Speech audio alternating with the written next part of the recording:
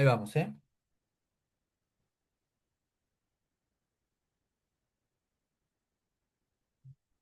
Profe, le quería hacer una consulta. Diga. Yo más o menos dentro de una hora justo me tengo que ir porque también soy de Neuquén y tengo que ir a las clases de diseño 2, pero no pasa nada si sigo escuchando con la cámara apagada porque No, no voy a pasa estar en el nada. colectivo. Ok, No, no, no pasa nada. gracias. Profe, hay chicos que están esperando que los acepten. Sí, sí, ahí estoy con la ventanita de admisión, estoy admitiendo a todos. Ah, ok. Pero viene como lento, pero ahí estoy admitiendo. Y de usar otra plataforma para que no se corte, Mario. Sí, tenemos la de Genially, la de Teams. La de Teams, que es la que ofrece la universidad. Teams tiene un gran problema, que por eso la dejamos de usar en Ah, comunicación. la cantidad de personas, ¿era cierto eso? No, no, no la cantidad de personas, sino que no nos permite la conversión de las grabaciones. Hay un problema ahí. Entonces, podemos usarla, pero a la hora de los parciales y demás necesitan como el registro de las clases grabadas y no se puede dejar. Es un tema. No, no, es muy difícil la conversión de la clase. ¿Y Meet? Y Meet lo que no te permite es grabar. Igual, profe, se puede al menos mi compu lo tiene con Windows G y se te graba la pantalla solo, no importa en qué aplicación estés. Apretando Windows G. Claro, sí. Pero ¿cómo lo convertís después? Pues eso no lo hice nunca. ¿Cómo te lo genera? ¿Con qué archivo? Después Un te lo archivo guarda como MP4, video. Claro, claro. MP4. De última, no sé, perdón, puedes bajar el OBS o algún programa que te pueda grabar la pantalla y después vos lo subís desde tu propia compu, Mario, no sé. Bueno, déjenme explorarlo un poco, que es un Ok. montón para una generación tan vieja como la mía. Déjenme explorarlo a ver si me puedo amigar con alguna de esas. El control G me gustó más rápido, pero bueno, déjenme que probemos. Windows G. Windows, ¿ves? ¿ Ves que ya Sí, no me sale? lo tienen todas las computadoras. O sea, todas las computadoras no pueden grabar pantalla. Al mismo tiempo tienen que apretar. Y te va a aparecer, porque es como grabar cuando estás jugando. No, la verdad que no entiendo muy bien eso, pero sé que te aparece en la pantallita, en un costadito, para apretar grabar y ahí ya grabás y listo. Y después se te guarda en la parte de carpeta de video. ¿Y cuándo dejas de grabar? Apretás Cuando, el mismo cosito arriba, te deja en Te chiquitito, da la opción de dejar de te grabar. deja, claro, te deja la opción de dejar de grabar o ponerlo en pausa, sí. Lo único que sí, que no se tiene que olvidar es que cuando empieza a grabar, que esté activo su micrófono, porque si no vamos a ver toda la grabación sin la voz del profe. sin audio, claro. Bueno, bueno, me comprometo a estudiarlo un poquito. Ahí estoy grabando igual. Bueno, volvamos. Entonces, habíamos hecho una especie de recorrido de el campo de la comunicación o de lo que nos suena y habíamos llegado hasta lo interpersonal, ¿no? Decíamos que esa comunicación interpersonal de alguna manera podemos pensar que recibe o que permite más feedback, si se quiere, o más retroalimentación. ¿Qué pasa en la comunicación mediática? ¿Qué características tiene? A diferencia de la interpersonal. Que en la comunicación mediática se escucha una única opinión o un solo lado y que la interpersonal, vos estás hablando con una persona y hay un intercambio de saberes. Yo opino que por ahí, por ejemplo, en la televisión vos escuchás lo que te dicen y es lo que hay. No Sí, es como que vos le podés hablar a la tele, pero no te va a contestar. Es como sí, un solo sí. lado. Tiene como esa particularidad, ¿no? A ver, uno podría decir, sí, hoy está como más moderado esa unilateralidad, uno puede acceder o construir agenda a partir de, pero la realidad es que los medios siguen teniendo esa impronta de manera muy clara y muy fuerte de construir a la opinión pública, ¿no? Es decir, los medios en realidad no es que le preguntan a sus audiencias en un carácter dialogal cuáles son sus intereses, sus preocupaciones y demás, sino que siguen un camino más de estudio de las audiencias, pero de manera unilateral, ¿no? Es decir, chequean los clics por ejemplo, qué le gusta, qué no le gusta, y demás. Cómo funciona el algoritmo, ¿no? Algo así como funciona el algoritmo, funciona parecido para los medios masivos de comunicación. Dependiendo lo que la gente consume o no consume, es como orientan los contenidos o la agenda. De hecho, en los diarios de la región, por ejemplo, conozco el caso de La Mañana de Neuquén, en la propia redacción periodística hay unas pantallas que van mostrando en tiempo real cuáles son las noticias que van recibiendo más clics o que la gente va leyendo. Entonces, eso lo que hace es orientar o definir la agenda del medio. Pero fíjense que no hay una pregunta o una construcción más dialogada en la construcción de la agenda mediática, sino que es más extractiva, es más de sacar información de esas audiencias, de cómo se comportan en el tipo de nota a las que ingresan. Claramente la nota vinculada con animales, con perros, con cosas van a la cabeza. Aquellas notas vinculadas con accidentes o sensacionalistas van a la cabeza también. Son como las notas más consumidas, las notas más tétricas, ¿no? Notas más bizarras, notas más son las que llaman la atención. Y las notas del mundo del espectáculo. Y más abajo las notas vinculadas con obras, servicios. Bueno, un poco así funciona la agenda. Y en función de eso los medios retroalimentan. Pero la síntesis sería algo así como la comunicación más humanizada, la comunicación más dialogada, la que permite los cambios de roles, se encuentran más en el plano interpersonal y la otra comunicación es una comunicación más unidireccional,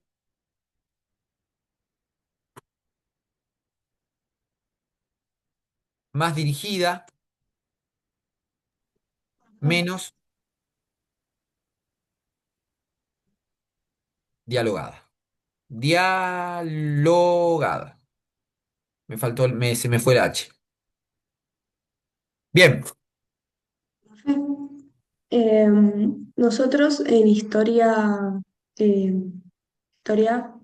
1, eh, vimos el año pasado que el humano tiene como necesidades básicas, nada, lo que todos sabemos, que es comer, dormir, ir al baño, por ejemplo, pero que a partir de los medios y de lo que justamente genera la comunicación mediatizada, te hacen pensar que tenés otras necesidades, tenés otros pensamientos, tenés otras búsquedas de lo que es la vida, el pensamiento, la comunicación justamente.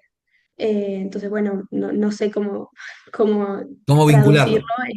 Claro, o sea, sí lo vinculo en el sentido de que la comunicación mediática te baja ya un mensaje, ya está estructurado y ya está pensado de alguna forma que a vos te llegue de cierta manera. En cambio, en la comunicación personal es más genuino, de alguna forma uno lo va pensando, lo va hablando a medida que le va surgiendo tal vez. Ujú. eh, y se genera esto, justamente un intercambio, un diálogo, que en la comunicación mediática no, porque ya te dicen cómo querés cómo quieren que pienses de alguna forma. Está muy claro. Lo que dice Paulina es muy cierto y tiene que ver, la materia de ustedes de historia la tienen con Gustavo Glomboski. Claro, sí, es correcto, está muy bueno ese encuadre porque digamos, un poco analiza el campo de la comunicación, toca de cerca con las otras ciencias sociales, la sociología, la historia, la antropología. Y en cada una, lo que tienen como punto en común es el carácter social del ser humano. Este rasgo, voy anotando, rasgo o carácter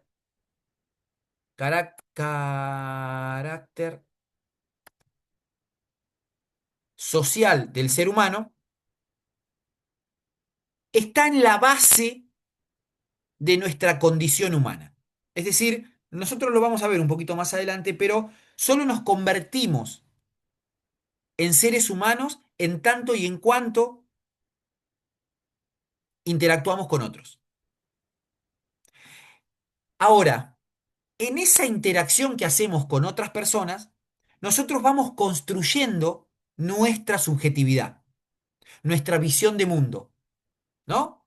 Porque digo, y esto lo charlábamos en Comunicación 1, nuestra mirada sobre la realidad es bastante parecida a la de nuestros compañeros y compañeras. En general digo, ¿no? O sea, hay una mirada que está obviamente performada, que hay una matriz que nos enseña a mirar, a construir la realidad, etcétera, etcétera. Pero digo, esa forma de ver que generalmente compartimos es lo que habitualmente llamamos las representaciones. Es decir, nosotros no hacemos una representación de lo que determinada cosa significa. En esto nos ayuda la cultura. Ahora, en el campo de lo social, y acá recupero un poco lo que decía Paulina, en el campo de lo social, de estas construcciones que hacemos, no todos valen lo mismo, ni valemos lo mismo, ¿no? Es decir, cuando nosotros somos muy chiquititos y participamos en el seno o en una organización familiar, la palabra como está construida culturalmente de los padres tienen un rol de legitimidad muy fuerte. Es decir, nos construyen, ¿no? Ese tipo de relación que está atravesada por una cuestión vinculada con la autoridad y con el afecto y demás, nos construyen esa primera mirada sobre el mundo. ¿Se entiende? Después se amplía. Después cuando voy a la escuela también construye representaciones en torno, por ejemplo, a lo que está bien y a lo que está mal. Y después vamos ampliando nuestro campo de socialización. Tenemos pares, amigas, amigos, relaciones afectivas, lecturas que hacemos. Eso, todo ese movimiento de la vida cotidiana, dice Ana Quiroga, todo ese movimiento es lo que construye en gran parte nuestra mirada de mundo.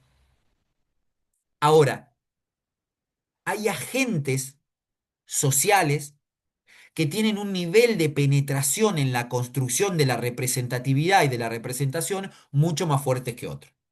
Un medio de comunicación. ¿Qué es esto que dice Paulina? El medio de comunicación tiene una pretensión de veracidad, una construcción de legitimidad que define muchas veces nuestra mirada de mundo. Y ahí lo voy a traducir.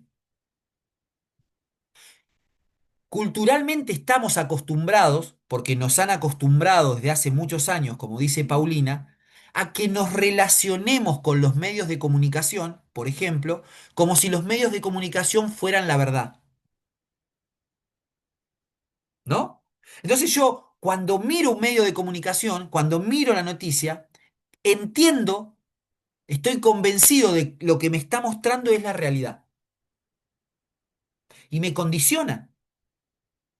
Y yo les pregunto a ustedes, ¿es o no es la realidad lo que me muestra un medio? No siempre. Depende Bien. mucho, bueno, a veces para qué tipo de gobierno trabajen y demás, sí, o fuera de otras cosas, pero siempre va a haber algún tipo de mensaje más guiado para lo que ellos quieran transmitir, como para lo que no.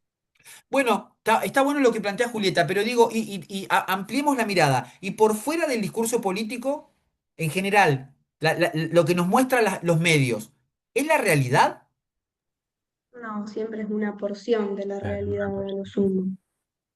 Por lo menos yo lo veo desde ese lado. Incluso si están, por ejemplo, la televisión, te hace un encuadre con la cámara y te está mostrando justamente el encuadre, pero no es lo único que está pasando en todo ese entorno. Siempre hay una cierta distorsión de la realidad, de lo que está pasando realmente. Bien, ¿quién más? ¿Quién más? Quiero escucharlos. Sí, capaz muestran la misma imagen, pero dependiendo a quién lo comunica, dicen cosas distintas sobre la imagen que, bueno, comunican cosas que pueden ser diferentes para cada uno, diferentes realidades. Bien, Y eso también es que entendemos que la imagen no es una realidad, ¿no? Es una simple imitación, sí. bien, sí, sí, O el tal cual. texto del primer texto que leímos en Comunicación uno que no me acuerdo la autora, pero era sobre la fotografía, que fue a fotografiar a unos, como a una aldea, creo, y como que mostraba como la otra contrapunta de lo Tal que no cual. se veía. El del estereotipo era el texto, pero no me acuerdo Claro. de la Sí, el autora de tampoco. Sánchez Balduví. Sí. Es real lo que ustedes plantean, es decir, pero fíjense cómo nos llena de dudas esta pregunta que es un poco disruptiva, ¿no? Porque en realidad estamos acostumbrados, no lo problematizamos, nos relacionamos con lo que nos muestran los medios de comunicación como lo que es la realidad. De hecho, hasta discursivamente lo decimos.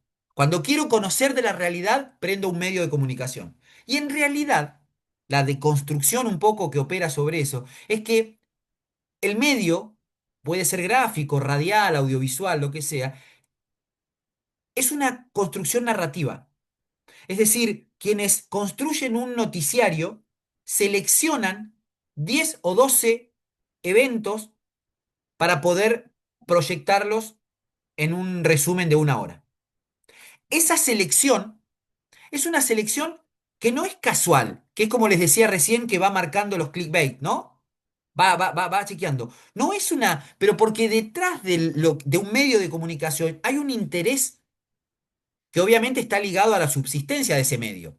Pero ¿cuál es el interés que tiene todo medio de comunicación? La subsistencia.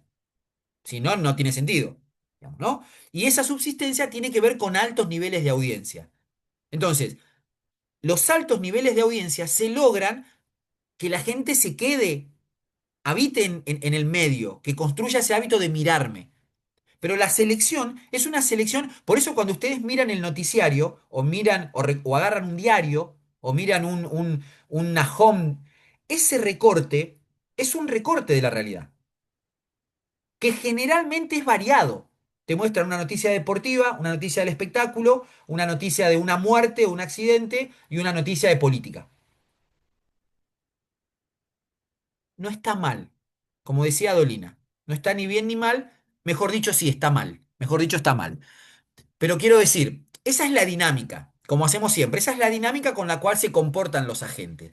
El tema es que un grupo minúsculo, como podemos ser nosotros, que tenemos el tiempo y el espacio para poder analizar y problematizar esa práctica de consumo, no podemos dar cuenta y la podemos deconstruir.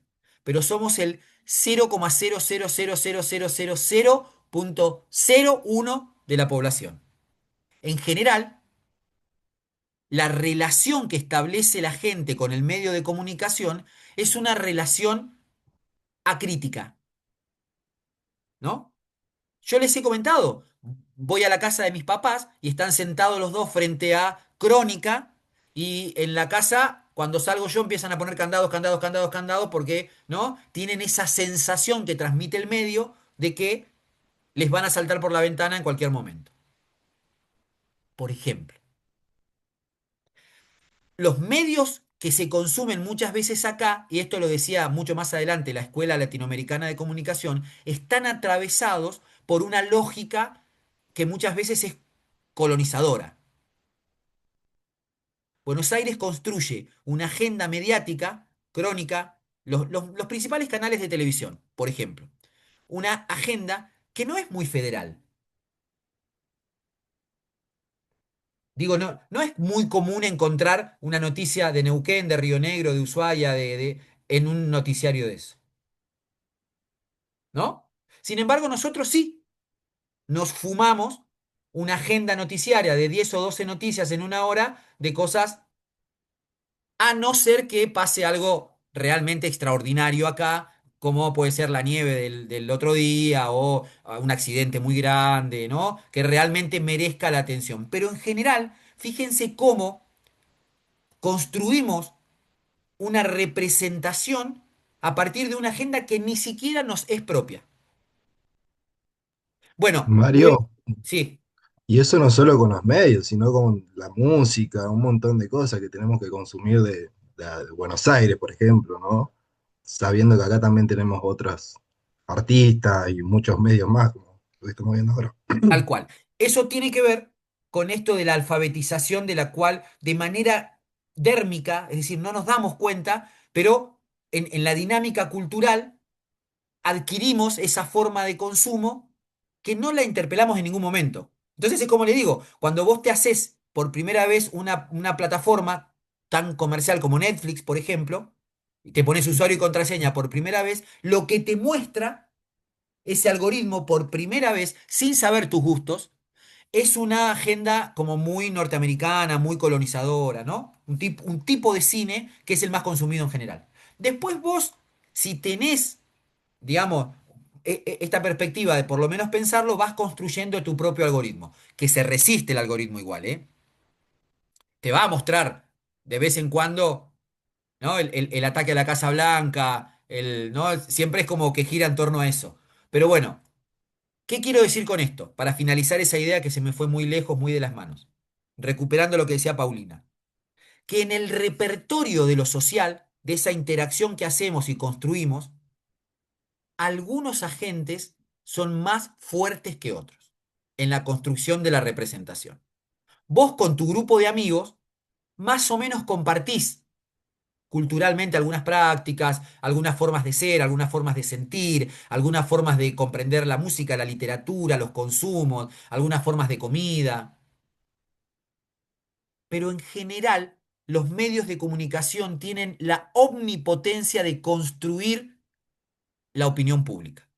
Construyen la forma en la que miramos. Y se necesita un esfuerzo intelectual muy grande, como el que empezamos a hacer acá, para tomar distancia de eso y pensarlo desde otro lugar. Si no, seguiremos convencidos de lo que circula alrededor nuestro en relación con los medios es la verdad. Y no, es un relato en realidad. Es un recorte narrativo que selecciona de un abanico muy grande de cosas que pasan en la vida cotidiana, cinco o seis para contar.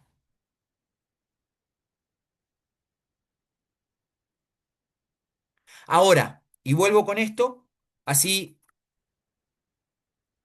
dejo planteado un poco para la primera lectura que vamos a hacer esta inquietud. Que nos pase esto, que nos pasa a todos, de vincularnos con los medios de comunicación como si fuera como si fuera eso la realidad. Porque digo, cuando uno se sienta frente a un medio de comunicación, y vuelvo, ¿no? Vuelvo al diario, el diario tiene como otro contrato, tiene la misma lógica. Ustedes obviamente no son, entiendo yo, por su edad, casi es algo que le están hablando de un museo, ¿no? De un diario. Pero encontramos su versión online. Si hoy entra un diario hoy como un diario de las principales ciudades, del Río Negro, La Mañana, hasta el propio Lee, ¿no? Cualquier diario, la lógica es la misma. Hay una selección de noticias muy porteñizada, ¿no? Muy ligada a Buenos Aires en general, en los medios grandes, sea Página, sea Clarín, sea Infobae, ¿no? La Nación, los medios que son, generalmente tienden a focalizar mucho en Buenos Aires. Pero digo, que tomemos y que no discutamos, no pateemos el tablero, no peleemos por eso, por esa forma, esa lógica de construcción de la realidad, tiene que ver con la primera de las escuelas de comunicación, que es la Escuela Norteamericana de Comunicación, que no bien empezaba el siglo XX, 1910, 1905 y demás, impuso un modelo de comunicación que es el que aún hoy todavía seguimos sosteniendo, con un nivel de impacto tan abrasivo, tan fuerte, que es esto que nos pasa todavía hoy. Fíjense la cantidad de años que pasaron y la vigencia que tiene este modelo de entender a la comunicación de manera unidireccional. Por supuesto que solo hoy lo problematizamos. Vamos a hacer una lectura dentro de unas clases de cómo se explica la teoría norteamericana de comunicación con sus subescuelas y demás. Pero lo primero que surge en el campo de la comunicación formal en Estados Unidos tiene que ver con esto. La preocupación era cómo hacer para llegar de manera muy económica a millones de personas impactando con un mensaje. De hecho, hay una subescuela que se llamaba la teoría de la aguja hipodérmica, que se decía que podían meternos abajo de la piel, ¿no? Era como inyectarnos abajo de la piel las ideas que querían los medios de comunicación que nosotros entendiéramos. Era digo era pensando en el origen de la escuela, sigue teniendo mucha vigencia, ¿no? Pero lo voy a hablar en términos pretéritos, en pasado. Esa escuela atribuía al emisor, que es el medio de comunicación, todo el poder. y a los receptores, a la recepción, un nivel de pasividad totalmente manipulable. Para esa teoría de comunicación, uno podía manipular como quería al receptor, pensando que era la audiencia, mandándole un mensaje que ese receptor lo iba a tomar sin posibilidades de recepción, de retroalimentación. Es una escuela que la vamos a analizar. De hecho, hay un libro de un autor que se llamaba Chacotín. Fíjense el nombre del libro, se llamaba La violación de las masas, ¿no? Es decir, el autor ya planteaba la idea de que se podía poner en la cabeza de mucha cantidad de gente unas ideas que eran obviamente orientadas a que esa gente consuma determinados productos, votara a determinados candidatos, ¿no? Orientar los estudios de audiencia siempre fueron orientadas hacia el consumo y hacia las elecciones, ¿no? Por eso es que son los estudios más primeros en aparecer en el campo de la comunicación. Bueno, cierro con esto esta primera clase que fue introductoria. En general, voy al chat. En general, las percepciones, percepciones más comunes respecto a la categoría de comunicación están ligadas a la idea de transmisión. De hecho, fue una de las primeras cosas que apareció cuando hicimos ese torbellino de ideas. Entendemos a la comunicación como algo que se mueve de un lado al otro, ¿no? Pero de manera lineal. Y de esa manera lineal hay uno que es el emisor que tiene como más fuerza que el otro. Si yo le pregunto a una persona que no tiene nada que ver con nosotros, como nuestro círculo de estudio, de universidad y demás, a cualquier persona o le pregunten ustedes, ¿qué es la comunicación? Te va a decir eso. Es transmitir algo de un lugar a otro,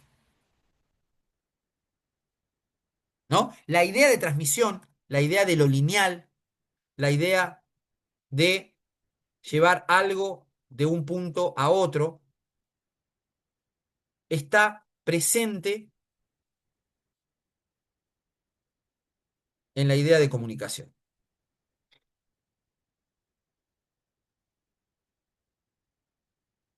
La realidad es que cuando nos empezamos a preguntar entre nosotros, ¿de dónde viene esto?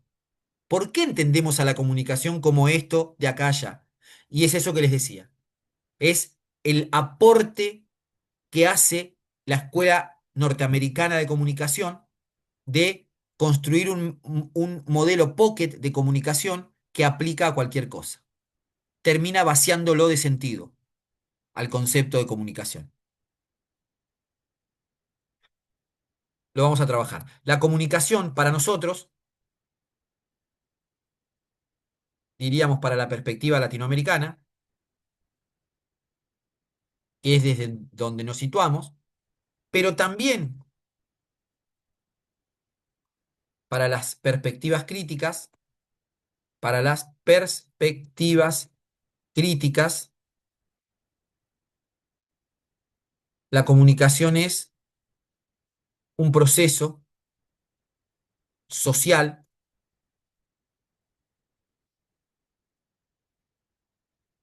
mediante el cual construimos sentidos. Fíjense qué cambio, ¿no? En la definición de la comunicación.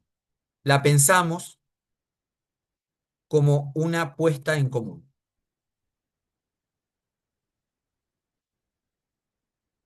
De hecho, la palabra comunicación viene del latín comunicare, que de alguna manera apela a la idea de comunión, ¿no? Pero fíjense, el origen de la palabra hace referencia más a cosas que se juntan, que interactúan, que se mueven, ¿no? La puesta en común, la comunión, y no tanto a esa cuestión lineal del telégrafo, de una cosa que se manda al otro y el otro desenvuelve ese paquete y encuentra exactamente lo mismo que el otro envolvió. La comunicación, dice Uranga, es un proceso social donde producimos sentido. Cada vez que se produce la interacción de dos o más personas, dice Uranga, no se produce un único efecto. sino más bien se produce un campo de efectos de los cuales incluso no todos pueden ser llevados a la palabra, ¿no? A veces me produce, cuando veo un recital, me produce emociones, sensaciones, conmociones hasta corporales, piel de gallina, felicidad. Eso también forma parte del campo de la comunicación humana. Que no lo pueda explicar con palabras no significa que no suceda. Sin embargo, nos han acostumbrado a que la comunicación tiene que ser algo lineal, técnico, objetivo, verídico, veraz, tangible. La comunicación en el seno de las prácticas humanas produce un campo de sentido. Entonces, terminamos diciendo que ubicamos a la comunicación en el campo de las prácticas sociales.